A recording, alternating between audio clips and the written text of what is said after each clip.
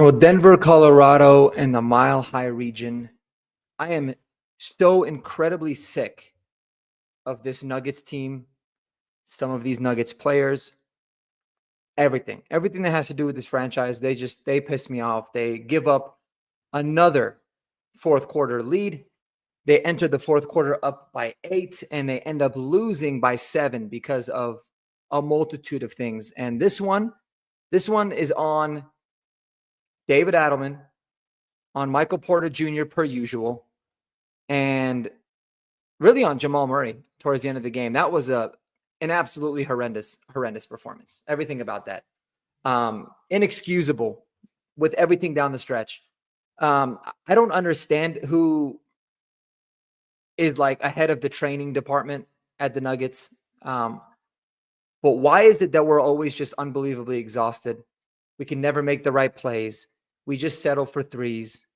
We get complacent, always at the worst times of the game. And it wasn't even in the fourth quarter. It wasn't even in the fourth. There was times in the beginning of the game, they really could have started to put him out, and then they would let OKC, get on a run and bring it back in. And then the worst thing that you can do, the absolute worst thing that you can do is not just give up an 8-point lead in the fourth, but you do so quickly, right away, bam. So now the crowd is in it. Now you're feeling the pressure. Now they're fired up. And you've basically got to play the free throw game and all this bullshit for, I don't know, fucking 8 minutes of the fourth quarter. I am heated, man. I expected it to happen once this series, and it did last game. Fine. No problem. But for it to happen again, like you didn't learn your lesson from what you did wrong in the first time, and you're going to run that back, it is absolutely absurd. Absolutely absurd. And Wobika Jokic nailed it on the head. Michael Porter Jr. is an absolutely worthless basketball player. He gives you nothing, no positives, zero. He sucks on defense. He gave up so many baskets defensively. When the Thunder were making the run early in the fourth, like they usually do, he wasn't rotating. He gave up alley-oops. He was doing nothing. Zero. Nada. He doesn't rebound, even though he's 6'10". He's allergic to defense. He doesn't even pass the ball. All he does is shoot. When he shoots, he sucks at it. 29 minutes, 4 fouls, 1 turnover, and 2 points for a dude making like $45 million a year, a max contract player. It is absolutely inexcusable, dude. And I'm sorry, I'm going to be pissed. I'm going to be cussing a lot. I'm going to be venting tonight because I'm just so incredibly heated, right? And Dave Adelman with the decision to go with Michael Porter Jr. Like in the fourth quarter, we have an 8-point lead. There is not a reason on earth he should be there. First of all, even if he was a good shooter, which he's not, he sucks. But even if he was hitting shots, he can't play defense. We don't need somebody to throw up threes and hit him. We need to fucking defend, and we need to be able to get to the hole. And he does none of those. There is no reason why Peyton Watson, Russell Westbrook, or Julian Strawther should not have been in the game instead of Michael Porter Jr. I do not understand that. It makes zero sense to me. Again, Jokic is playing 44 minutes. Murray's playing 42 minutes. Brown is playing 43 minutes. I get it. This is not all on Adelman. There's obviously the GM prior who got fired. He was like the devil for this team. No doubt about it. But there comes a time where you've got to just suck it up and trust other dudes, even early in the game, to give you guys a break late.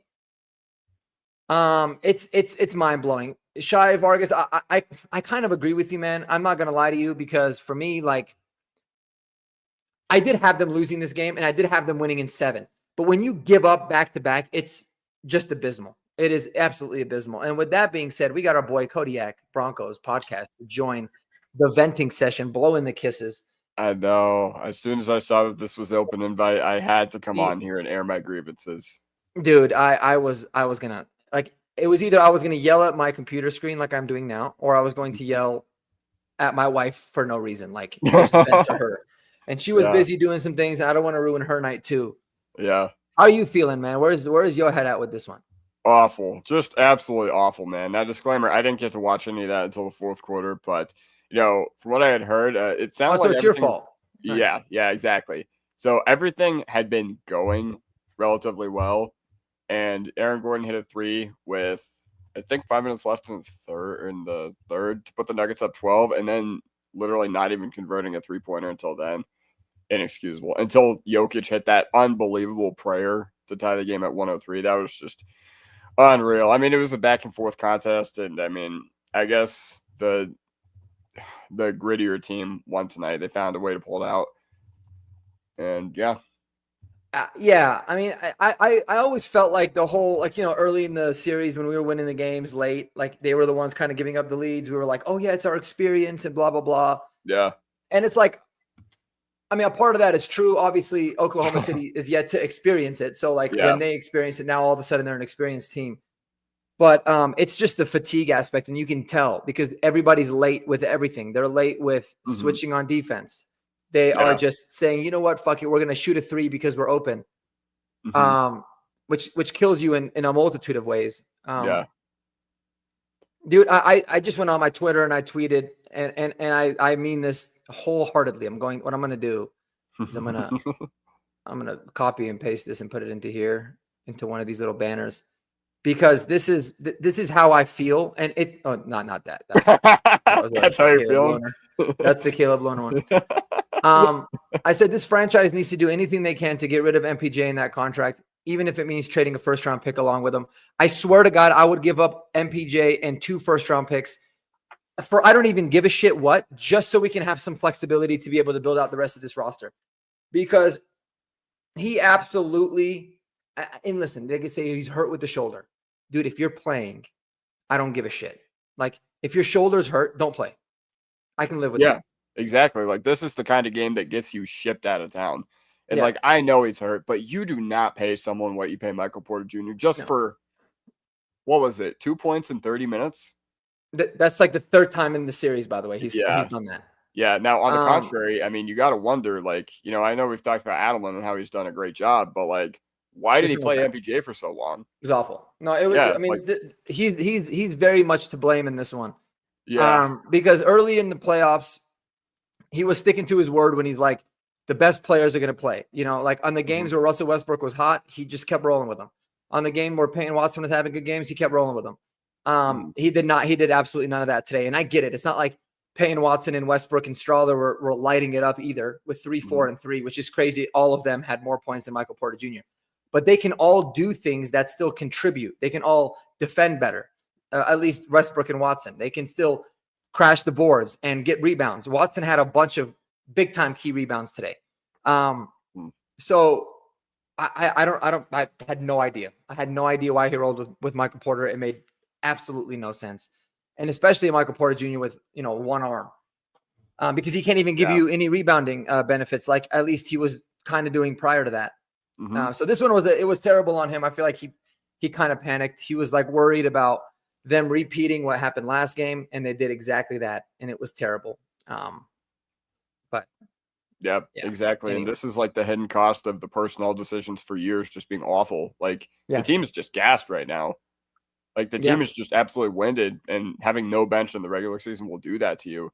And once again, this is not the fault of anybody in the organization currently, other than our old GM who just made all the wrong decisions after winning the championship. Oh, 1,000%.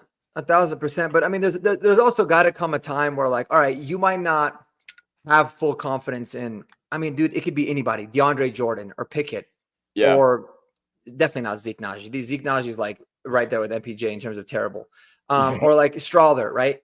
But you've got to be able to like just almost force these guys to play at times, because you never know what they're going to do. Like Strawler comes in, right? He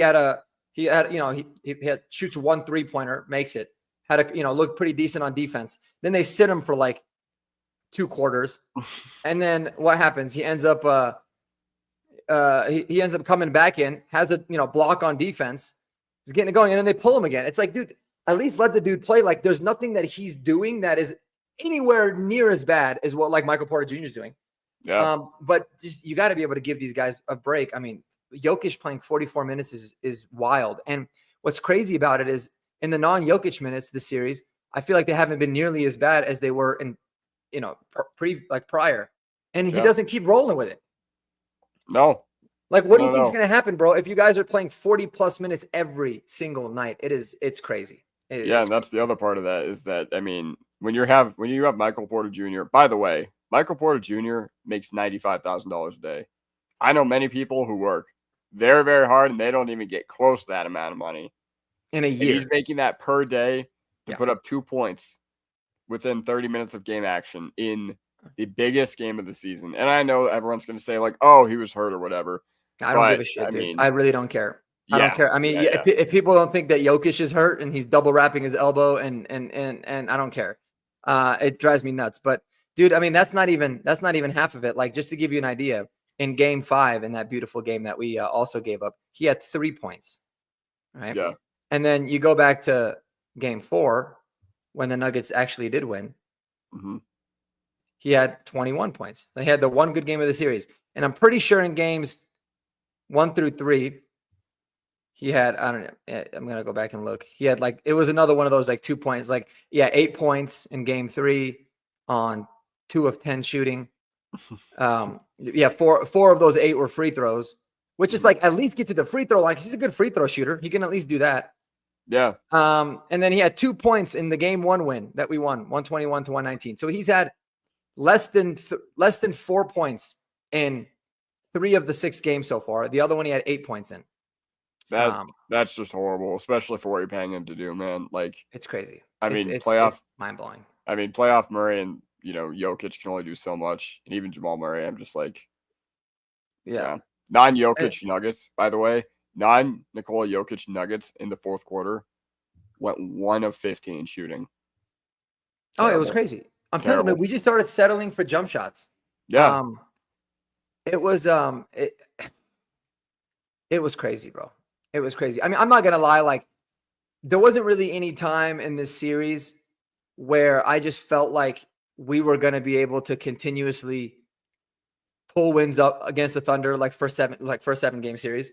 Yeah. But then, like, these last 2 games, you're like, dude, we're going into the lead. We're going to the fourth quarter with an 8-point lead. Like, we could have done it. And then you squabble that. It's like this game 6 can either be like a really nice rebounding game where we just kind of blow out the Thunder low key. Mm-hmm.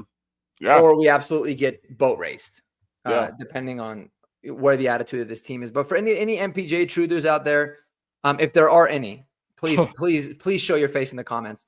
I will tell you that you guys have absolutely no idea about the sport of basketball, and I'm not calling myself an expert. We know this channel. Me and Kodiak, we talk about the Broncos mainly, but I will tell you that MPJ is absolutely god awful, horrendous. Like, because my thing is this: like with basketball, there's always going to be players. Like even Russell Westbrook today. Today was terrible shooting. I mean, he had like 2 air balls. Those air balls at the end, especially ridiculous. Like, terrible. Ridiculous, right? And that's kind of who he is. But he plays his ass off in other aspects of the game. He's crashing the boards. He's playing good defense. He's looking to pass the ball and gets assists. It is at least do that. That's all you've got to do on this team. Like, Michael Porter Jr. does not have to be a scorer. We have scorers. Like, just contribute to other things and things will start to fall. And dude, he just does nothing. And if you're saying he's hurt, firstly, I don't care. Secondly, he didn't seem so hurt in the one game where he was actually knocking shots down and actually showed effort, like he cared. It's wild. It's so frustrating, dude, because he's such a bad player and he's so unbelievably inconsistent. But yet he's so incredibly important to this team, because when he just has a 15-point night, we win. Like, I don't even know what the stats are, but I guarantee you, if you look at games where Jokic, Murray, and MPJ play, in the games where MPJ scores 15 plus, I bet you we've barely lost or haven't even lost any game. Yeah. Guaranteed. Yeah. And I mean, you just need to give Watson and Strother more run next game. I mean, playing them more was a good change, but not far enough. Not far enough. And, I think Allen has kind of lost a lot of the support for becoming the head coach after 2 just catastrophic meltdowns in the fourth quarter. Like, and it was, wait, what did David say? Would y'all trade MPJ for washed Paul George? I mean, if that's 1-for-1 and we can get out of the MPJ contract, it might not be a bad idea, because what is MPJ's trade value? Like, I don't know. I'll admit, I don't know much about the NBA, but I can assume that MPJ is a negative asset viewed as a negative Yeah. asset by these teams. No, like, I mean, and when I'm saying like give up MPJ and 2 first-round picks, like I'm not just trying to make jokes. That's probably what it would take just to have a team be like, all right, like a team like the Wizards, like fuck it, all right, we'll have two that that wants to rebuild. But 5-year, $179.3 million contract, and that is fully guaranteed. And I remember the day that they signed him to that, I was like, holy shit, that is an awful, awful contract. It I is mean, absolutely awful. yeah, the extent of my knowledge about MPJ as a person in Denver is I know a lot of bartenders at the place that I used to work at that have slept with him. That's the Yeah. extent I know. Yeah, I know Yeah. that's the I'm extent of sure what he I know gets a about lot him. of it. He's a good looking dude. But Oh yeah, he's a good looking dude. He makes what, 40 million a year, like, yeah. or something like that. But Shai Yeah. Vargas said, "Do you think the Nuggets season is over?" One thing I've realized that I don't like to make these kinds of like decisions when I'm in an emotional state, kind of like I am now, even though I already feel a lot better. Mm-hmm. But I'm going to stick to what I had guessed. Like, I do think the Nuggets win Game 6. I said they were going to win tonight. In fact, I have it in the text thread. I was like, Jokic is going for 40 plus. It was just a feeling he's kind of due for it. And I was like, but when he goes for 40 plus, it's usually not a good thing for the team. So I was like, they're going to lose today. They're going to win Game 6, and then all of the pressure in the world's on OKC, and anything can happen. I don't care that it's in OKC. Like, that's a lot of pressure. Even though they've handled it really well to this point, like for a really young team, Game 7s are different to go to the Western Conference Finals. And I mean, at that point, anything can go. But Game 6 is going to be the big one because after how we lost tonight, like I almost wish we just got blown out and we just pulled the starters in the third and we're like, cool. Yeah, because at least they would have been rested. And guess what? Now, like the dick measuring contest between Malone and Booth has probably cost the Nuggets, what, 2 potential Jokic final runs? Especially when you add in the fact that the Murray ACL thing probably cost them 2 additional ones. So that's 4 finals runs missed out due to circumstance. I know. No, it's crazy, man. Yeah. It is wild. And yeah, just a frustrating night, man. I mean, in every sense of the word. Like, Aaron Gordon didn't seem like his usual self too. He seemed like he was almost like gassed, but I mean, AG's AG. Like he's just one of my favorite players. Yeah.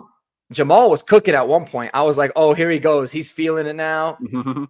He couldn't miss anything, and then he went bone dry because you can tell he was just fatigued. I mean, the guy's playing 45 minutes, and he's in awful shape. I mean, the guy's always tired. I don't get it. Yeah. Yeah, it drives me crazy, man. It really does. But what do you think? Do you think the Nuggets season's over? All I gotta say is that one thing I've learned is never count out Jokic, ever. Yeah, never. And especially, I know plenty of people that are heading to Game 6. I know that crowd's gonna be rocking. Oh yeah, that crowd's gonna be rocking, and I just really, it's really hard for me to envision them losing Game 6. That's what I will say. Now the nice thing about playoff basketball and playoff hockey too is that you get 48 hours to just, I don't know, completely reverse the narrative. And now the Nuggets' back is up against the wall. And you know what? Time to see what they're made of. And let's see if this core can, get something done. Because they didn't have any elimination games 2 years ago, did they? No. And they tend to respond well, which is why a lot of people in Denver media were really optimistic about the Nuggets. And I was like, man, they responded great, and they had the fourth quarter lead. And I genuinely was thinking, I was like, man, I cannot envision us giving it up again. Like, just because that had just happened. Mm-hmm. Here we are. We did though. Yeah. But yeah, I mean, it's crazy. Like, oh man, I just look back in the series. Like, after we stole Game 1 from them, Game 2 was such a prime opportunity to sit like the injured guys. Like, if you wanted to give MPJ more rest, if you wanted to limit the minutes of the other guys, like you could gamble then, because basically like you're playing with house money at that point. You knew you probably weren't going to win 2 in OKC. We end up getting blown out, and Jokic never even got pulled out. He fouled himself out just so he can go sit. He's like, why the fuck am I still in this game? Yeah, I mean, I will say hindsight's 2020 though. Like, if they took Game 2, series is wraps. But I get it. Yeah, they probably should have sat MPJ. Yeah, I mean, God, tonight 13 of 46 from 3. If he It's surrounded Jokic with defenders or shooters or dudes who can literally do anything. Yeah. And another thing I really don't get, man, is like, and this is partly on the refs. You know what I mean? I don't like to always make it about the refs. One thing we all know is that NBA officiating is the worst. Like, that's what makes it such a terrible product, to be honest. Yeah. But like 13 free throw attempts for us, 23 for them, right? But a lot of that's on us. It's because, like, dude, why aren't we going and just trying to get free throws? Like, instead of heaving up threes, attack them. Go at the dudes, like, get to the free throw line and settle the game down a little bit at that point. And that's what we did so well in the first game when we won. We basically stole it, and even in the game when we came back and went to overtime and won, we did a good job of just kind of, riding the wave and going to the free throw line and settling the game down. It also gives everybody a little bit of a break, but I mean, it's crazy. Also, why is Jamal Murray always just exhausted? Like, Always, bro, like is the Nuggets training staff like 49ers level bad? Like, bro, dude, it's awful. He plays like the ball is like a medicine ball. Yeah, I don't get it, and I mean, it's crazy because you could tell it's almost like he put all his energy into that little spurt that he had, because all of his threes just kept falling short. But I'll say he's been a menace on defense. Like, I've liked his effort defensively, but yeah, I mean, going 10 of 27 is crazy. We were just way too reliant on that 2-man game. We weren't able to give him like a peep of rest. We didn't even rest him before halftime. We didn't rest him coming out of halftime. It was very questionable today. But I just saw this thing that said if you add Jamal Murray, MPJ, Brown, Russ, and Watson, you get 16 of 57 shooting from the field. Yeah, that basically sums up the night. How the night went. And OKC, they made their shots. The fact that it was a close game, and the fact that it was tied 103 with a couple minutes left, in spite of that, is nothing short of a miracle. And we got the Jokic takeover we were asking for. We got the Jokic. He didn't get the assist stat line because nobody can bury buckets, but I mean, to think we had the opportunity, and I think more on this will come out, but we had the opportunity to trade MPJ for that kid from the Bulls, Zach LaVine. Yeah, exactly. And I'm sitting there screaming on Twitter like, "Oh my God, this would be an unbelievable deal." And I had people saying I was wrong and that it was not going to be a good deal. And now we're talking about trading him for Jonas Valanciunas, dude, which I would do it for both of those. I swear to God, it sucks because at one point MPJ's trade value started to kind of climb a little bit, and then we had a chance to get somebody like Zach LaVine, and if that's true, it's why what is the former GM's name? Booth? Yeah, Calvin Booth. Yeah. Well, Calvin Booth is the worst human on the planet, because it's like he was almost out to get the franchise. It's just abysmal. But yeah. I mean, imagine this team with him. Imagine if they were they just retained KCP. Exactly. How many big time shots does KCP hit? I know, and he's kind of a nothing burger on the Magic, but what that? Yeah, and is he a starter on the Magic? He was sporadically. Yeah, I mean, he's the guy that he's kind of like Christian Brown in a sense of he's a good starter on this team, but if you had Christian starting because he gives you more offensive, whatever, to be able to have someone like him come off the bench is huge. He could easily play 20 minutes, 22 minutes, and you know that you're going to get a menace on defense at least. Exactly. There's just so much that they've done poorly. They went out, they're all excited. They went out and visited Dario Saric and recruited him to come. He's ass. Didn't do anything all year. And then, let's not forget that one of probably the worst Calvin Booth signing, in my opinion, was extending, and I want to make sure I get the numbers right, extending Zeke Naji. They just gave him a 4-year, $32 million contract a couple years ago for literally no reason. I swear to God, for no reason. It's not like he was ever good. He never did anything, and he was just yeah. And it's dude, that could have gotten you 4 bench guys. Exactly. And I mean, that's part of the gamble with showing guys who flash like really early potential.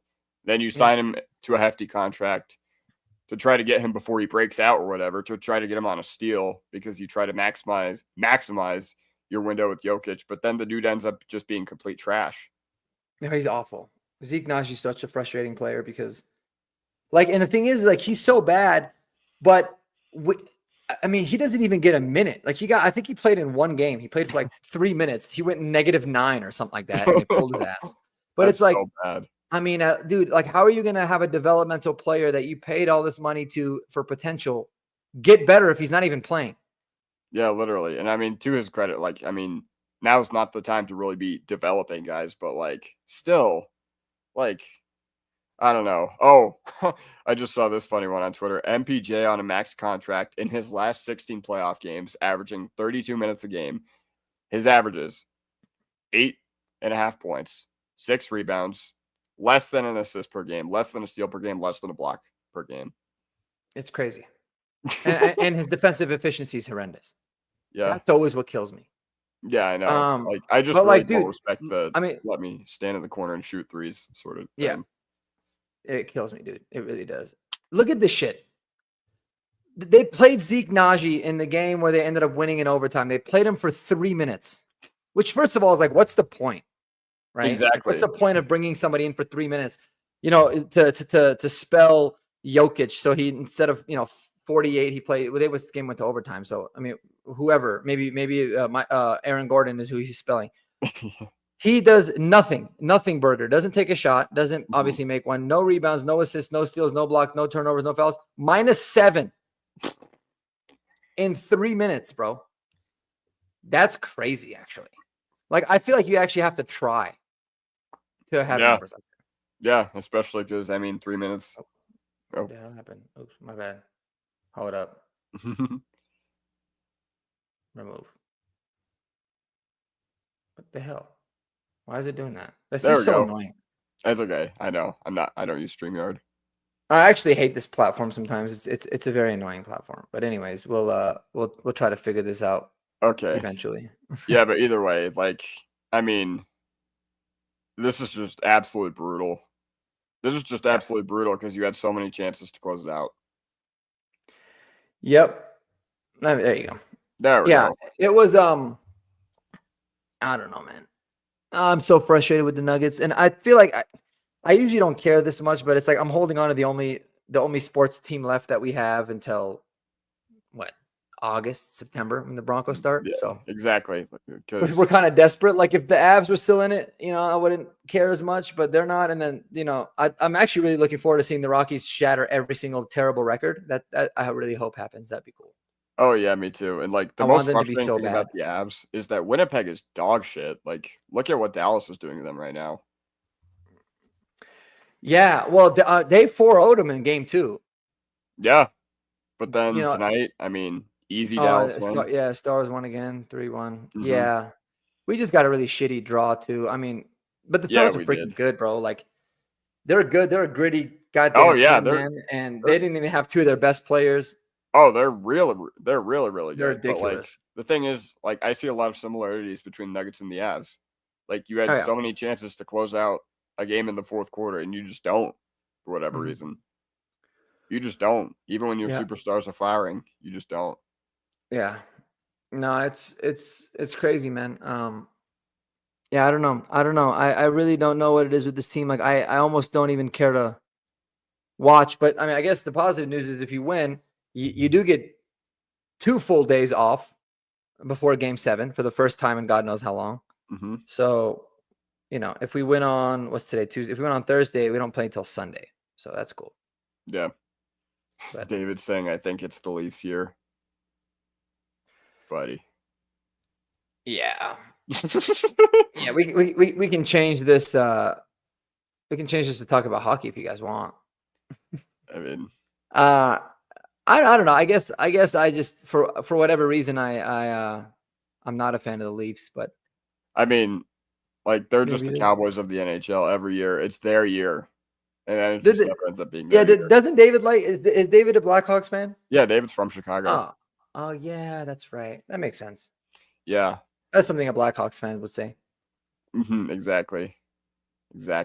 I mean, This hockey is a a fact, decade by the ago. way. Yes, Yeah. NBA is very, very rigged. That lottery Yeah. was ridiculous.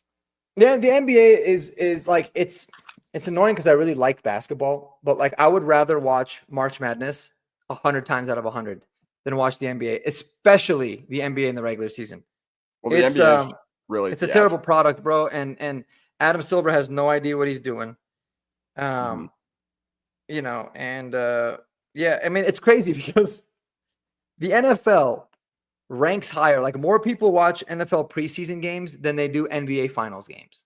Mhm. And the reason the NBA is so dope or the NFL is so dope is because somebody had said this on Twitter. It was Brett Coleman. They made such a good point. Oh, yeah. Like the NBA really just favors the big markets. Like they only care about the Bostons, the New York, the LAs. Like in totality. That's all that really Yeah. drives the way that their league runs. Mhm. The NFL is like, dude, we want everybody to be good because if everybody's good, it's good for the league. They're trying to expand it out to Europe, and they're like, if teams are always going from last to first, and they have a hard salary cap, so there's no like stupid advantages by these market teams, and people like that. Yeah, exactly. Like people don't want to. Like I even feel like Lakers fans have got to be sick of like just getting all these crazy bullshit trades go their way. Like just get whatever the hell they want. It's Yeah, crazy. I very much concur with that. And the sad thing is the NBA is the most popular American sports league. Like in the USA, the NFL is way more popular. The NFL will always be king.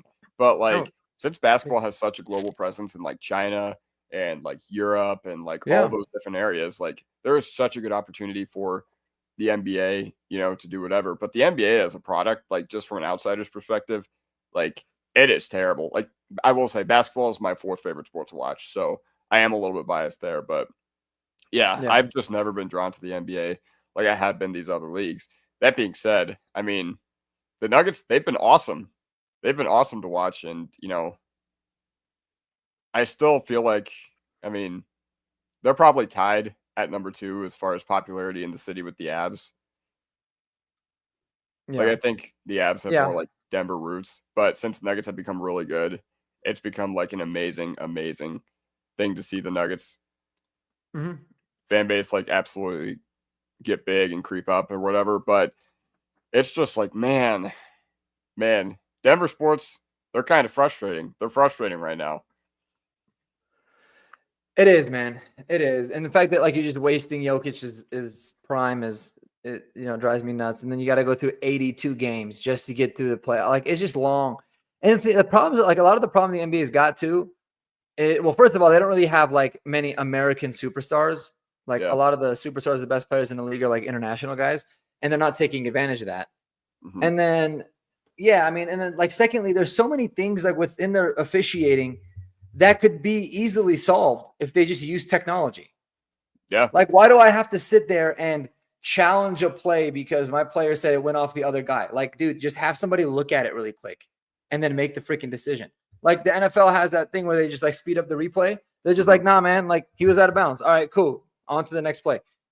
It's so easy in the NBA, but then you got to sit and then you got to wait. And then it's like, that could kill momentum and all that kind of stuff. You're just so reliant and you have only a certain amount of challenge. So like sometimes there'll be, like there'll be something that doesn't even need to be challenged because it was obvious, but they still have to waste a challenge on it. Like it's wild. It's wild to me, but Yeah. And like, yeah. as far as like the game of basketball, there's a reason a lot of people prefer college. Like the flopping, initiating contact to draw fouls, the amount of free throws, just absurd.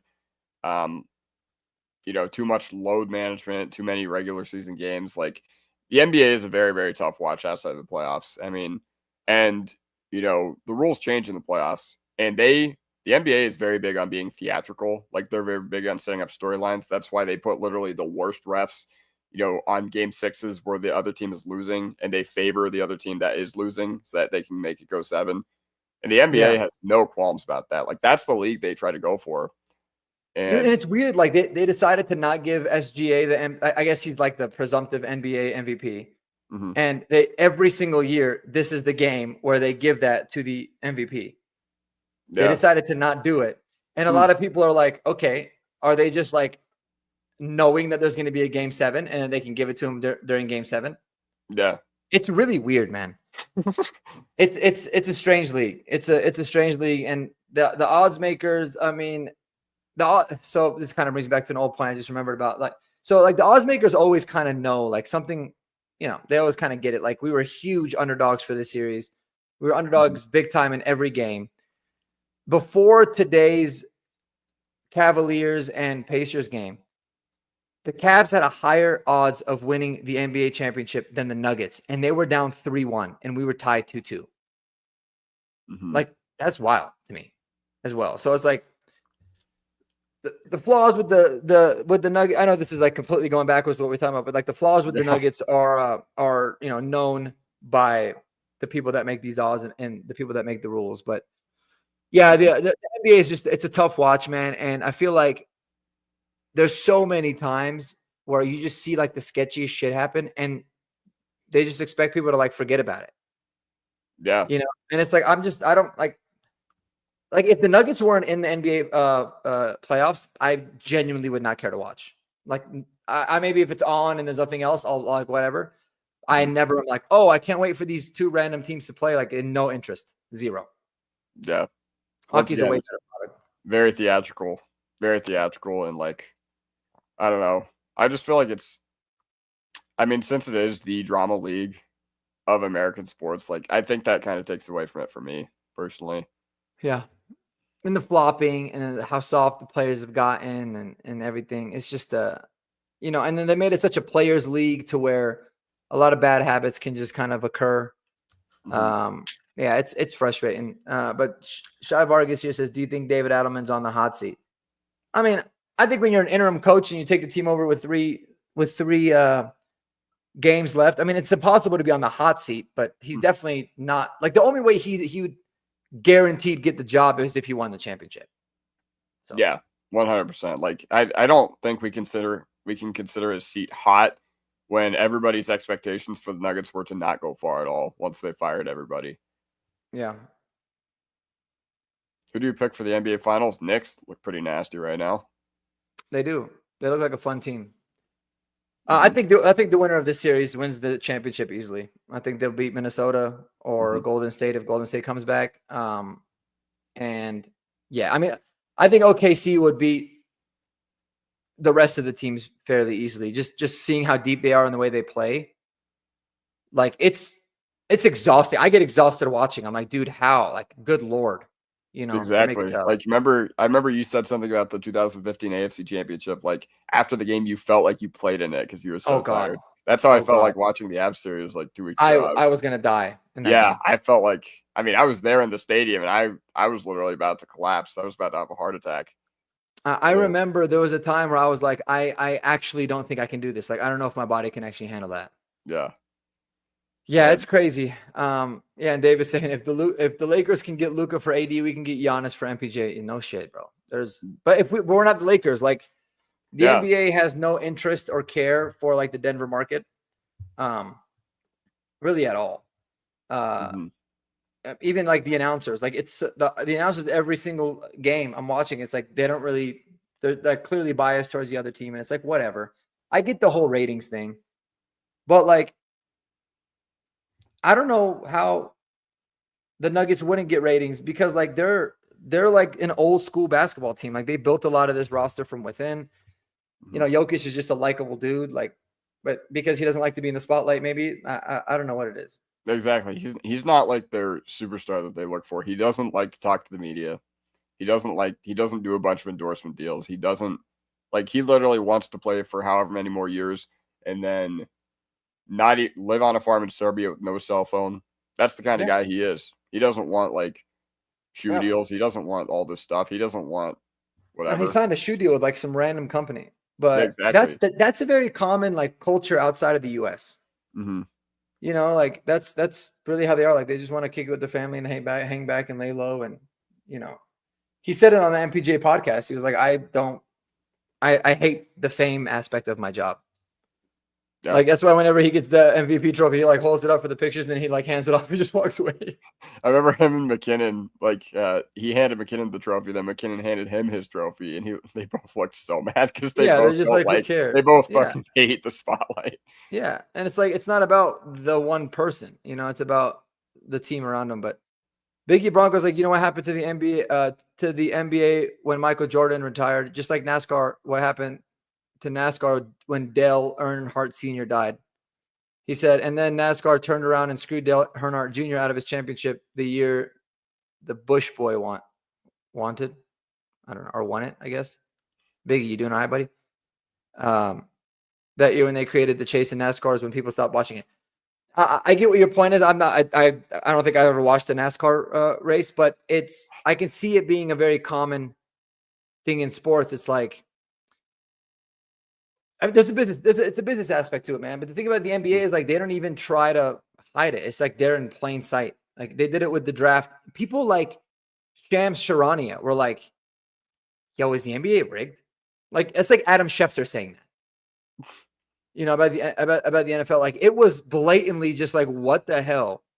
And no one talks about it. It's just like, all right, in a couple of days, people will get over it, and then everyone will start talking about Cooper Flag going to the Mavs. But yeah, that's a crazy rabbit hole to go down. Yeah. I mean, going back to the topic of the Nuggets, I mean, I was thinking, like, if you're Jokic, like, what do you have to hang your hat on that's currently going well with this team? Other than the fact that they are not run as poorly as teams like the Nets, the Bucks, the Suns. Yeah. Well, that's why I think this offseason is going to be huge, right? I mean, you go out there and you get yourself like a proven baller GM, like the guy that used to be in the City Thunder, or sorry, the Golden State Warriors. And then, you get yourself a good coach and the vision makes sense. I mean, you can flip it around easy because you really just need like bench guys. Yeah. So like it's actually really not that hard to make the Nuggets relevant. But I mean, you make a good point. Like I don't see Jokic as being someone that would like want to leave or ever demand leaving. Like I think he's comfortable here. He's good. Like I feel like he'd almost rather retire than like have to start over somewhere new with a new team and move his family and all that, during the season. But yeah, I don't know. I mean, I think everything's got to be on the table, man. If it means trading Jamal, if it means trading, I think the only players on this team that are like untouchable are Jokic and Aaron Gordon. Yeah, 100%. You know? Because those are the true heart and soul guys. I mean, Aaron Gordon's like Nichushkin. Like, yeah, he just kind of makes the whole thing work. Yeah. And I mean, and he's not killing your cap space, or even like Christian Brown too. Like I'm a big fan of his, but he's still cheap. Like he's still a young player. If you got to get rid of him to like get a superstar player, sure. But the main thing is you just got to have cap flexibility. As long as there's cap space, you can go out there and fill your bench out pretty easily. I mean, look at what the Thunder are like 10 guys deep. Exactly. And the added benefit to the NBA and like turning teams around is that NBA GMs, they make moves for the sake of making moves. Mm-hmm. Yeah, like it's just that sort of league where, I mean, they're just complete nothing burger trades over and over again because they just want to do it. Yeah. For no sake other than just making transactions. Absolutely. I mean, like Oklahoma went from being like a 20-something win team to the best record in the NBA in a couple seasons. And I mean, every single night they literally play 10 guys. 9 of them play 10 plus minutes. Mm-hmm. And that's a hell of a luxury to have. Yeah. And that's something the Nuggets definitely don't have.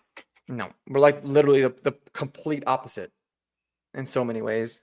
It's just like, man, it would be so frustrating. I know these guys are professionals and they get like a shitload of money, but like, it would be so tempting to just be like, dude, I just can't fucking do this anymore, bro. I'm just gonna go to Cancun, take the next few weeks off, because if you think to yourself, let's say you win Game 6, and then let's say you win the series, you got to do this shit again against the Timberwolves, who are built exactly like the Thunder and the Clippers, who you just played. You're just going through all of the defensive menace teams. Exactly. It's like, do I really want to run it back again for potentially 7 more games just to get into the NBA Finals? It's crazy. Yeah, but the other side of that is, I mean, the psycho-competitive edge of these dudes who grew up playing basketball their whole lives. You know, Yeah, it's crazy. I'm sure they'd all prefer to be playing. No, for sure. I mean, I have no doubt about that, but it's like, I know for Michael Porter Jr., it's definitely creeping in his head. Oh, no. He wants to be as far away from the basketball court as possible. Yeah. But like, no, those thoughts will creep. Like you can do a good job of like stuffing those away and like putting them back, but I mean, we're all human. Like, it's crazy. It's crazy, but I don't know, man. Yeah, no, I get your point though. Like, I mean, are we cooked? Are we cooked? The Nuggets? Yeah.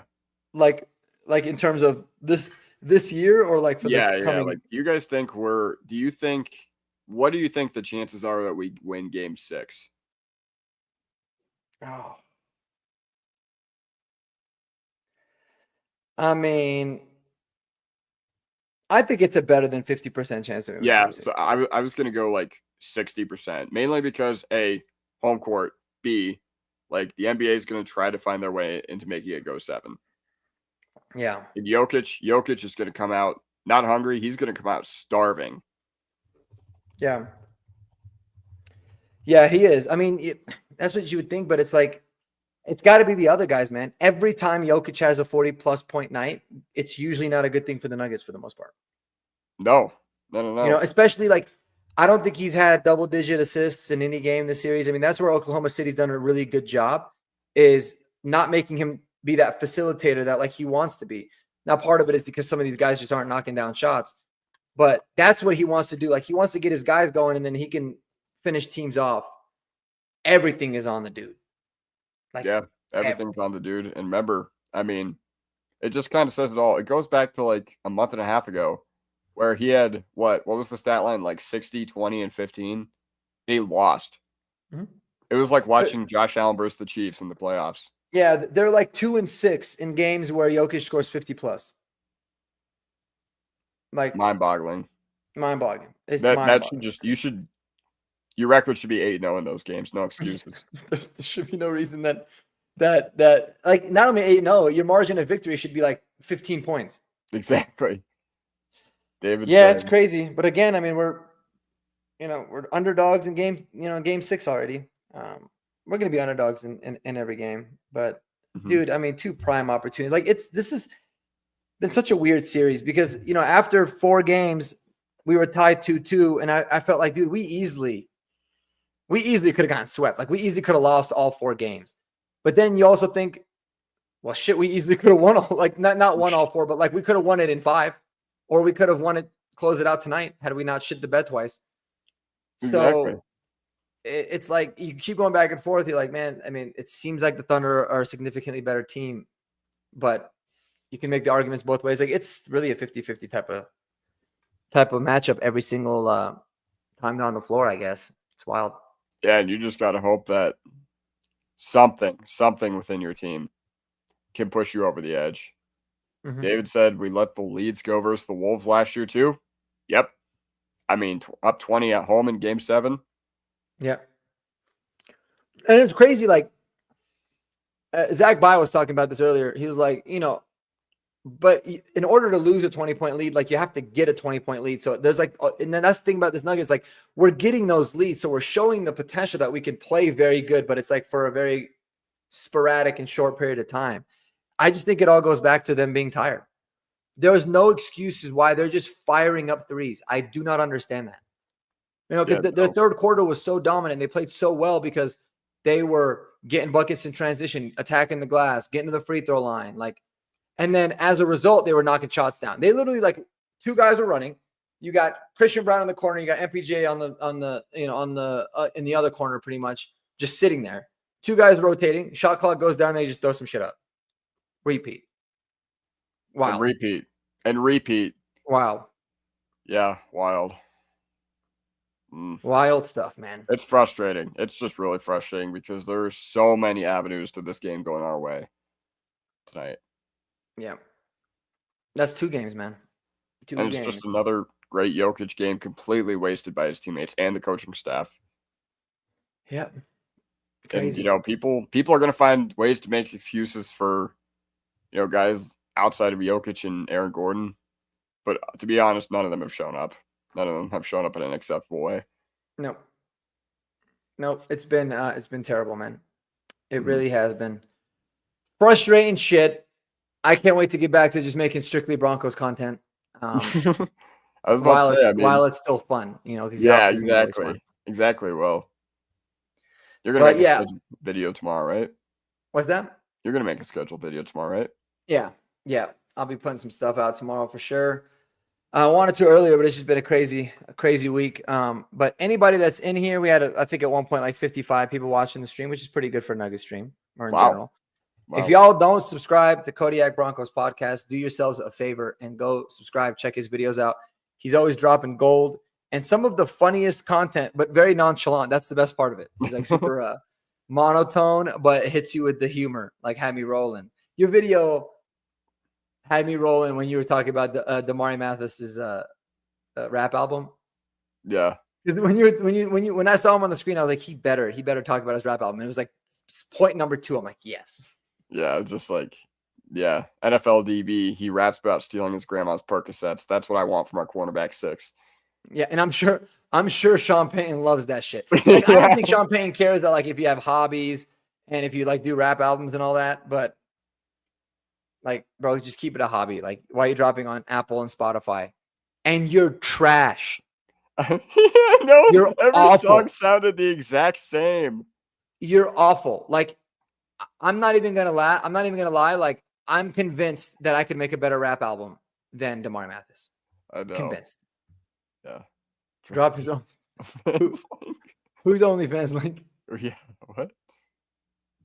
It was at 11:05. So, he's probably talking about your OnlyFans link. Yeah, man. Yeah. Put it in the chat, bro. I mean, shit. I mean, I don't think I'm gonna release the content y'all are gonna be looking for on my OnlyFans, but we want to see those feet pics. Yeah, of course. You know who was a good rapper? Actually, that's like a legitimately probably one of my favorite basketball players is Damian Lillard, and that dude can like actually rap, like legitimately good. But he's like the only one that I know that's like a good rapper and athlete. It's like, bro, just pick one, man. Pick one. Yeah. Wabika Jokic. Need that offseason roster construction vid for the Nuggets. I mean, you do a great job with your Denver sports content. So if y'all like Denver sports, make sure you subscribe to that handsome guy over there. And you probably are already subscribed if you're watching on his channel. Yeah, no, I appreciate it. Yeah, I'll definitely like put Nuggets offseason videos like when the time is right and when you start to get like a little more clarity on guys that are available or any news like that and kind of talk about it. But it's just it's weird with the NBA because like the whole cap situation, the luxury tax, and the 2 tiers of the whatever the hell they call it. It's really weird. Like it's hard to figure out just how much money we can spend and like what players we can get available. The NFL is just so much more like straightforward. You can be like, all right, you can cut this guy and you can free up this much. You can move this contracts around and free up that much, and then you can get a good idea of that. So it makes that a lot easier. But I definitely will. I think most of my videos are going to be about how the NBA really is a mess and like why it's a mess, and just go through like talking points on why it's a terrible league that genuinely needs to get fixed because it's crazy. Yeah. And then Wabika Jokic says again, this roster will be a tough fix. I guess that's where a lot of people disagree because a lot of people have been saying that, like you just said, we just need bench player. Wabika Jokic out of left field. I'm in the out of left field. I might get banned for sharing that one. But that's funny. I mean, he is. Yes, you're absolutely right. I don't know if that necessarily has anything to do with it, but my thing with the roster, I really don't think the roster is going to be a tough fix. I just think you have to have a competent GM, because there's a lot of guys in the NBA that would die to play with Jokic, bro. Every single player that's played with him, they love playing with him. Like he gets the opportunities.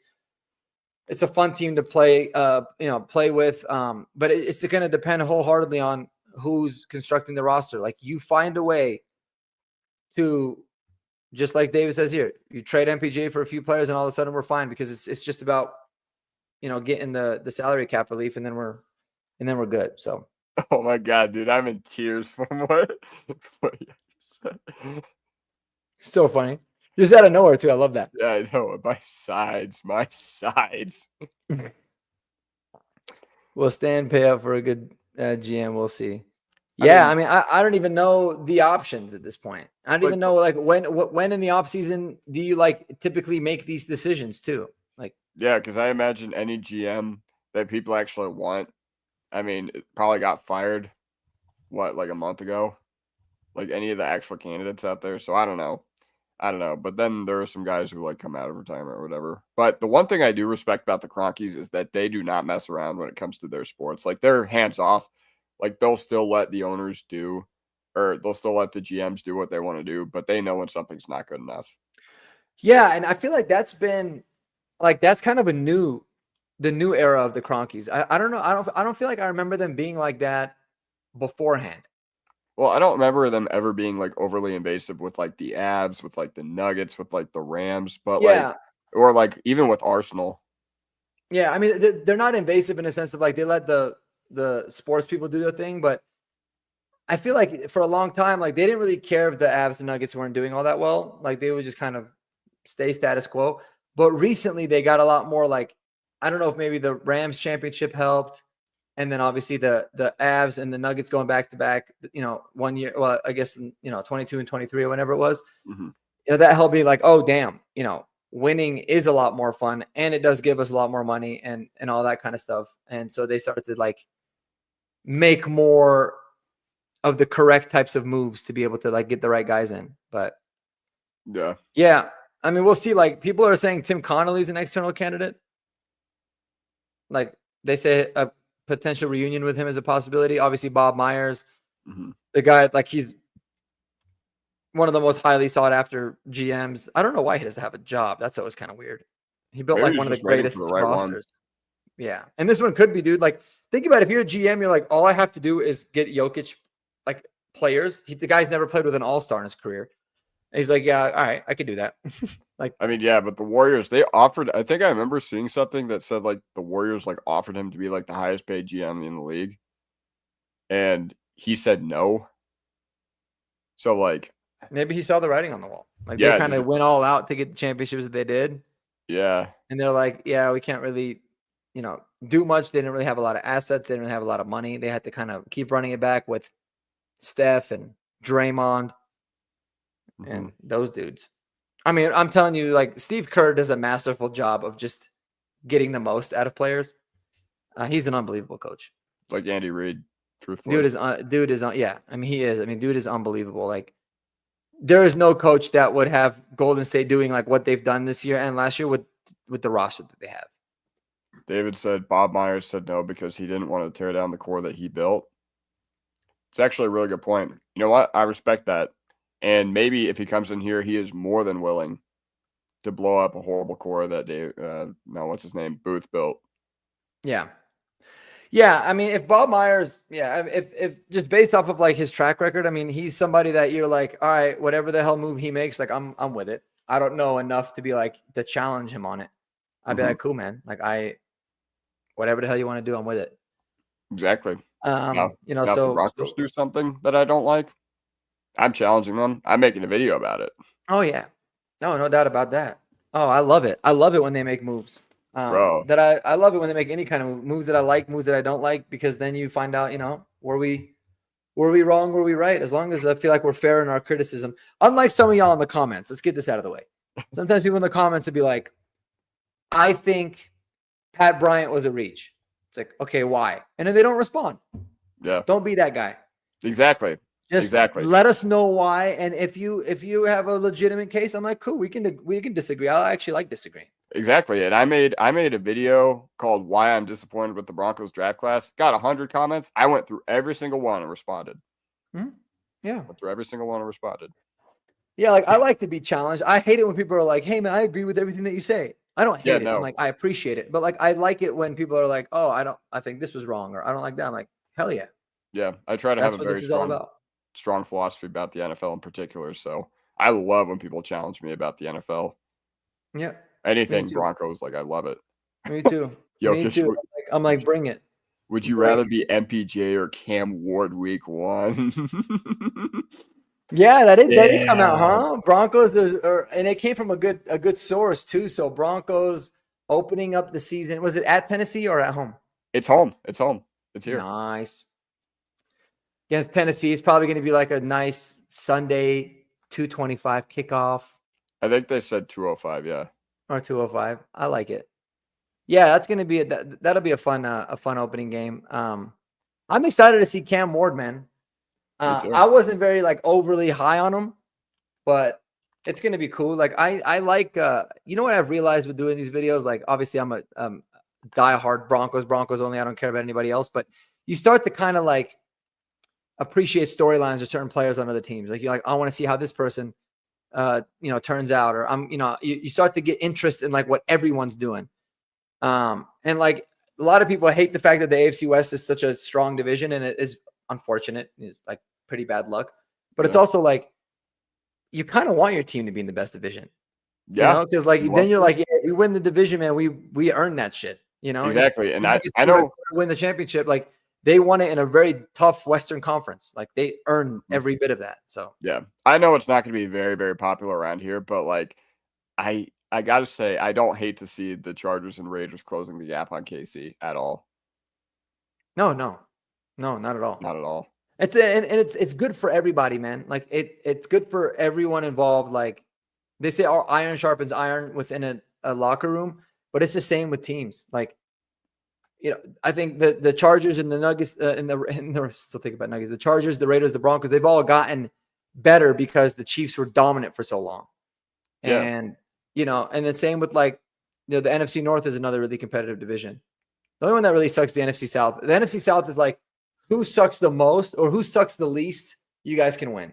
Exactly. And like that's what I was going to say, is that those teams that win the AFC South and NFC South, which have been, in the modern era of football, those have traditionally been the bad divisions. It seems like those teams aren't battle tested and ready for the playoffs. Oh, no. Like I remember, what do we have? NFC South winner, Panthers, Super Bowl 50, beat the brakes off them. Two years later, Atlanta blows 28-3 lead, or 1 year later. Yep. And then ever since then. Yeah, even the Super Bowl 48, right? Like we weren't ready for what the hell Seattle was going to bring. No, it's because the Chiefs, like they made the playoffs that year, but they weren't good. They weren't 11-5, fraudulent 11-5. And same with the Chargers. The Chargers, they gave us a pretty decent test in the divisional that year, but like, were they really that good? Which year? Remember 2013, we played the Chargers in the divisional round? Oh, yeah. Yeah, the Chargers were always like the Chargers, like of old. But like when they had Phillip Rivers, man, Phillip Rivers was just a dog. Like I always low-key kind of liked Phillip Rivers. Like I hated him, but I loved him. Like I respect the shit out of that dude. Early on in his career, like when it was like 2007, he's fiery. I didn't, what's it called? I didn't watch a lot of football, but the Chargers were my most hated team because they were so good. Mm-hmm. And then as they took a step back, like, I don't know why a lot of people didn't like when Rivers complained, but I just, he's one of those guys that he's nostalgic for me. Guys like Breeze, guys like Roethlisberger, guys like Rivers, like you just get nostalgic watching these guys every Sunday for a decade. Yeah. Well, because it's like I respect the shit out of you guys. Appreciate you, T Fishes. You are the man. We love you, brother. Go. But yeah, man, it's funny. Like I always respected Phillip Rivers because I like those fiery athletes. Like I like the dudes that are they just want to fucking win and it shows. Because I hate it now, man. Like the entitled players are like, even in those, that basically 10-year stretch that we had of just being a dog shit franchise and a bunch of shitty players. So many times, like we're getting blown out and guys just aren't caring. Like no one's putting up a fight. No one's pumping everybody up. And that drives me nuts. So I loved when Phillip Rivers was like going crazy. I loved it last year when Bo Nix was like, got his big eyes and he was talking that shit to the Raiders players. Like I love that kind of stuff. I think it's awesome. Yeah, me too. I don't like it when they complain necessarily the refs, but I'm like, yeah, that's the kind of fire that I want to see. And just like you said, I mean, you get that with the old school guys like the Breeze and Peyton Mannings and Brady and Phillip Rivers and all those guys. It was always fun. Yeah, David says I found a Colts fan on YouTube that believes Daniel Jones will lead the Colts to the playoffs this year. Maybe he can be our Indianapolis Bolt Casa. Yeah, he can be. Yeah, the Colts are like, what's a good comparison for like the Colts in other sports terms? Like, I feel like the Colts are like the Clippers almost. Like nobody really gives a shit about them and nobody really takes them seriously. I know. Like even since Peyton left. Damn, I was at the game this past year, and like all I got to say though is if Jonathan Taylor doesn't drop that ball, our season goes wild. Yeah, I don't think we make the playoffs, bro. No, not at all. But who knows? I mean, because then I feel like you coach the Bengals game differently. Mm-hmm. Too, right? Because like in the Bengals game, you kind of knew you had that Chiefs game in your back pocket. Mm-hmm. So they went a little bit more aggressive, but yeah, that was crazy. And what's crazy, like I talk a lot of shit about the Colts, but like they typically tend to like beat us usually when we play them. Yeah. And it just seems like that our teams just play the dumbest games whenever we play against them. Mm-hmm. Like remember that Thursday Night Football fiasco 3 years ago? That was kind of the start of Thursday, like everyone being like, "His offense dying." Yeah. Yeah. For the shoe, beat the. Have you seen that? Oh yeah, of course. That is a legend, man. He's awesome. What draft picks did you hate for other NFL teams? Good question, man. Didn't really like Ted McMillan 8th overall, to be completely honest. No, yeah, that was a terrible pick. Especially for the Panthers. Like I get it. Did they need a weapon? Sure, but like they need a lot more than just a weapon.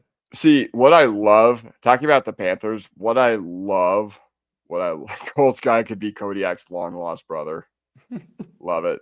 But what I love about the Panthers is that they have such a certain type of receiver. You think about Jonathan Mingo, Kelvin Benjamin, Devin Funchess. Like they're all just these big-bodied, slow dudes who can't separate, but they're big. They have a big catch radius. And not to say that Ted McMillan is going to flail out as spectacular as those guys did. I just think the organizational philosophy is so funny there, considering that archetype hasn't worked for them at all. Yeah. It was like the years with the Lions when David's getting Matt, whatever the hell his name was. Oh hell yeah. And Matt Millen or whatever his name is, he just kept drafting wide receivers. I mean, I'm not gonna lie, like as much as I feel like, man, the overall the Chargers had a really good draft. Like I like some of the guys that they got, and I just think they're gonna be a tough out. Mm-hmm. I was kind of pumped that they took Omarion Hampton in a way, mainly because I kept saying like, well, I don't think running back should go in the first round. There was that piece. But secondly, the man, the myth, the legend is here. But secondly, it's like, dude, how confusing are the Chargers? Like they sign Najee Harris, and then they and then they draft Omarion Hampton, and then they put this like tender on J.K. Dobbins, and now they're talking about wanting to get rid of Najee Harris. I don't know, man. But David, what's up, my man? Dude, you can see I got my shower hair, but hey, I have to get this off since we're talking NFL. Yeah. Dude, Steelers culture is such a bunch of bullshit. I've been going at it with Steelers fans on Twitter this whole week. They're such stupid fans. I can't think of a mid or just a bad culture in general that excuses and lifts up their culture when they have had quarterback play worse than we have had before Bo Nix, man. It's crazy. And they just want to label all their guys they ship off as all these disgruntled prima donnas. And maybe if you got a quarterback worth a damn, maybe they won't be bitching all the time. But even with the players, man, they rated the facilities, the coaches, the ownership, like all terribly, man. They were awful. Steelers culture is a myth, dude. It's not real. I hate the Steelers. Some of these Steelers fans went and brought up to me. They're like, "Oh yeah, the culture that has the most Super Bowl titles." Yeah. You weren't even around for those Super Bowls in the 1970s boomer. They've won. I can't remember if they won early in the 90s, like when I was like a baby, but in my real lifetime that I remember, they've won one. They haven't drafted a quarterback worth a damn since 2004, 20 I years think it ago. wasn't it two. Yeah, didn't they win in 06 and 09? Oh, they won I in don't know. Either way, it They won doesn't in change the fact 06 when Jerome Bettis, like, dude, that talk Super Bowl was about things rigged. being You- rigged. Was Mark, we were crazy. talking about rigged games. Seattle got hosed that game, and it's Yeah. Seattle we're talking about. Like Yeah. we hate them, and we're No, still talking about. they didn't. Oh, who was the quarterback? Big Ben. He played awful. He was right? awful in that He game. won 2 Super Bowls? I thought he Yeah. just won 1. No, he won 2. Oh, But gosh. he But was it has been a while. But here's the thing, David. I agree with you, and like, fucking keep cooking, dude. I love it. Dude, I The hate thing about Steelers fans. I actually kind of dig the Steelers franchise. Like I always have for a while. I think it's maybe because I like Big Ben and some of those guys. But my thing is they are slowly turning into the Dallas Cowboys in terms of like a franchise and a fan base. They just keep talking about, oh, we have 6 Super Bowls. Oh, we have this. But to your point, they have been like the level of incompetence that the front office has had for the last 6 years is mind numbing. Making the playoffs every single year and losing is the worst thing that you can do in the NFL. I don't understand why people would think that. Like, you're better off winning 2 games than being a wild card team and losing if you don't have a franchise quarterback. No, but It's awful. the culture though, Mark, the culture. The They're culture so proud of it. will- Like the Yeah. Red Wings were for their like 20-year playoff streak. Raise the banner for making the playoffs if it matters that freaking much to you guys. It's such Yeah. a joke. It's I like, thought the dude, standard was Super Bowls. yeah. No, their standard, like if they really wanted to come back to relevancy, their standard should be lose as many games as you can in 2025, get a high draft pick to give yourself a chance at getting a franchise quarterback. And then when you have that, cool, good things will happen. Like you'll start to make the playoffs and build it up. But when you have Mason Rudolph and he's your guy, and then you pick in the 20s every year because you lose in the first round of the playoffs and you don't have a franchise quarterback, it's the worst place to be. I call it football purgatory. It is the worst thing that you can do for a franchise. I agree. And your culture is only going to go for so long. But hey, man, they won 6 Super Bowls like, a long time ago before any of my nieces and nephews were born. So that's got to count for something.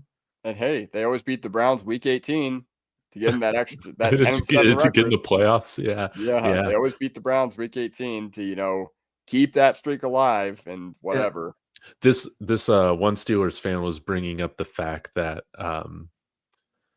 they have Mason Rudolph, who will be the next Brock Purdy. He was convinced. Yeah. Oh yeah, It's like, what, dude, he's year 7 breakout incoming. yeah, I know. I can't wait to see them suck this year. I thought it was going to happen last year, but now I'm fully convinced, man, because it is just an embarrassment. OTAs start here in less than 2 weeks, right? And I don't think Aaron Rodgers is going to be hanging out with any of those guys. I don't think he's going to be practicing, Yeah. No. Dude, I don't think I don't know. So did you? A lot of Steelers fans came in on you. Was it on a video you posted? Wait, let me see. Hold on. Or was it on Twitter? Well, I was they were like shitting on George Pickens, and I was like, for a fake quote. It all has to do with like fake stuff that was said. But I still said, because he was like, yeah, they just nickel and dime everybody there. And I was like, yeah, I don't blame them. Steelers culture is overrated. Then all the Steelers fans get all bad. They're like, yada, yada, yada. He just wanted to get paid. I'm like, maybe if you guys valued, quarterback play, these guys would want to stay. Yeah. No maybe Jerry Judy's more of a found it. Oh, you found it. Yeah. Steelers culture is so overrated. Everybody being like, they have the most Super Bowls. This is coming from a Broncos fan. Like, I don't get it. We're a good franchise. Yeah. It's not like we're bottom feeders. Yeah. I don't get it. I got a little bit of that when I was like trolling them for signing Russell Wilson. Because the way that I was coming at it, I was like, guys, this has nothing to do with the fact that like he played like shit here. Like, taking that aside, it's a stupid move for a franchise that's continuously in the cycle of just not being able to get a franchise quarterback. And they're like, well, coming into the Steelers culture and having Mike Tomlin's defense and blah. I'm like, listen, guys, like our defense was pretty fine. And in case you forgot, like we had Sean Payton. Now, granted, we were still working on like fixing the culture, but what's he going to do? He's going to get you to the playoffs and maybe win a playoff game, but you're not going to win a Super Bowl. And that's, it's just like you're going to remain in the same hamster when they did it. And all of a sudden they turn on him real quick to, Russell Wilson sucks. We're going to go with, they drafted Will Howard, right? Yeah. But Fields should have been the starter for the full 17. Like, I didn't get it. I didn't get why they brought in Russell Wilson. And, to his credit, Russell Wilson was better for like a game or two. Yeah. And then at the end of the season, Steelers fans were just like, I'm so tired of this bum. Yeah. He had like a game-winning touchdown pass to Freiermuth, who was like wide open. And people were like, he's so clutch. I'm like, listen, guys, first of all, it's one game. Secondly, the dude was wide open. Like, anybody's making that throw. Sorry. You guys will see. And then it was kind of masterful how it all fell apart. Yes. Like, completely fell apart. Yeah. At the worst time of the season.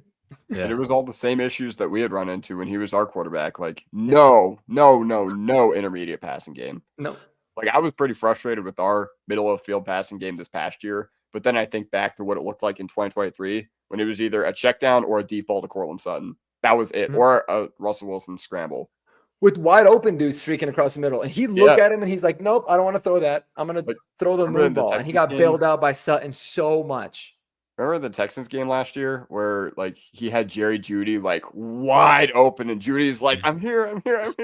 Yeah. And then, I was watching NFL blind QB compilations last night before I went to bed. Oh, nice. Yeah. And that was one of the plays. And I was like, I can't believe I forgot about that. Yeah. I mean, and like they always talk about like in the Bills game, the Monday Night Football game where he had that like spin move and then he threw it up to Cortland and Cortland made a crazy sick catch in the corner of the end zone. Everyone was praising like, oh my God, what a play by Russ. And I'm like, guys, that's a really like stupid. I mean, I guess at that point, fourth down, you just got to throw it up. But he just threw it up and got lucky as shit. Like there was no, like he didn't plan any of that. Like nothing was like, set in stone. Like for every one of those that he had like 15 plays where he had terrible decisions made and, or, missed the guy wide open. But yeah, that's a whole nother, that's a topic for a whole nother day, but what else? Yeah. But to close this on Russell Wilson, what I will say, or on Steelers culture, again, it shows that they're directionless and, they have, their culture is just having a fake culture. There's no real culture there because they would have a direction, but they benched Justin Fields to go with Russell Wilson. But then at the end of the season, they just decide, oh yeah, we're going to offer Justin Fields a bridge deal to be our quarterback. We're not going to bring back Russell Wilson. And they legitimately thought that he would take that. He would be okay with that after they benched him, man, for a nothing burger. I'm glad he went to New York. Me too. And it's funny, man, because T Fish is out here saying some funny ass shit. What did he say? I missed it. It's just like that dude who brags about his pimp game, but in reality is married to a chick with a mustache. That's crazy. Like they peaked in high school. Bro, you were cool 50 years ago at this point. 50. Yeah, I know. No, that shit's funny, man. I don't know, dude. Like the Steelers organization is definitely one of those where I just pull my hair out because I'm like, guys, you're not doing yourselves any favors by doing the same thing every single year. And I genuinely love Mike Tomlin. I met him once long time ago. It was like his first or second year. One of the nicest dudes. I'll always root for Mike Tomlin. And I think because he's such a good coach, it's actually hurting them as a franchise because every year he just completely overperforms and they somehow make the playoffs. I know. He needs to go to like a bottom feeder. He needs to go to a bottom feeder. Like he does. And like, I know that the NFL is cyclical, but like at a certain point, you're not doing yourself any favors by doing the same thing every year. I think they've lost 6 straight playoff games, and I'm pretty sure they're giving up like 40 points a game in those 6 playoff games. Yeah. It's one of those like weird scenarios where like Mike Tomlin getting fired from the Steelers would be the best thing that happened to the Steelers franchise potentially. And it was because he was too good of a coach in a way. Yeah. Like, if that makes sense. Because like, it's like you're not going to solve any of your quarterback problems by being average. And if you are going to continue picking between 17 and 21 every year in the draft, at least be willing to, sell the farm to get up into the top 5 to get somebody. Then we're talking. They do none of that. Let your nuts hang. Let your nuts hang. Like, let your it's not fucking like nuts they've hang. been good at drafting. No. Like, they've drafted decently over the past 3-4 years, but nowhere close to what it used to be. Yeah. Nowhere close. So I don't know. You think TJ Watt's going to stay there, or did he sign a contract? Yeah, they signed a new contract. They did sign him, right? All that. He signed. Do y'all think Bill Belichick's a victim of elder abuse? That's crazy. That whole thing. Oh my goodness. I don't understand how. First of all, that one dude asked the question, like, how'd you guys meet? And the girl, like, shuts it down immediately. I'm just like, dude, just say you met at, like, a library. Even say you met on Tinder or whatever in this modern era. Well, apparently they met when she was 19. Oh, I mean, know, it's juicy. I mean, yeah, that is a little juicy, but I mean, I don't think they were breaking any laws, but man, yeah, no, that's not a good look. Yeah, because I think he was dating somebody else that was like more his age or something like that. I don't know at the time. Yeah. No, I have a feeling that the girl that's with him right now really likes him for his personality. You know what I'm saying? Yeah. We all know what this is, except him. Well, the weird thing is too is like I heard some reports of saying like she's like very involved in like making sure like what he says is good and like how he's perceived in his image and his social media and like follow his social media accounts. Like she's almost like his agent in a weird way. And that's kind of what the creepy part of that is like, yes, who is this chick? You know what I mean? She just showed up. It's why Hard Knocks didn't do the UNC thing over the spring, was because she was like too hard to work with. Wow. That is crazy. But I mean, for a guy like Bill Belichick, like, has he ever cared about media reputation? Like, he would always be a dick to a reporter who was like, what happened with that one guy? He was always just like, don't know, go worry about it somewhere else. Like, he would literally just give the most vague. That's why I feel like a lot of it has to do with like, I think the fact that he didn't get a head coaching job in the NFL, like, at all. I don't even think anybody interviewed him. Maybe one team interviewed him and he didn't end up getting it. Remember Atlanta? Yeah. Yeah. And I think that like shattered his ego so much that he's like, we need to just do some things to distract everybody from that. Because that's pretty embarrassing. Like, you won all these Super Bowls and now nobody really wants you. Well, just think about it. Like, if you're Atlanta, I mean, granted, I don't think they did themselves many favors with hiring Raheem Morris either. But, like, think about Bill Belichick. Think about how his time ended in New England, I'd have some questions for him. I'd have a lot of questions about, who the offensive coordinator would be because his offensive staffs were so bad towards the end of his time in New England. Josh McDaniels. I would ask why was the drafting so poor? I would ask, what happened with the quarterback? Why did Mac Jones look like he was like this and then just go south like that? So, yeah. Because he hired, what was it? Patricia, right? Offensive coordinators, right? Yeah, he had Joe Judge and Matt Patricia. He had a failed defensive-minded and a special teams coach. A failed special teams coach who became a head coach to run their offense. Dude, that is crazy. I think he just burned a lot of bridges, man. And he had to like a way last year.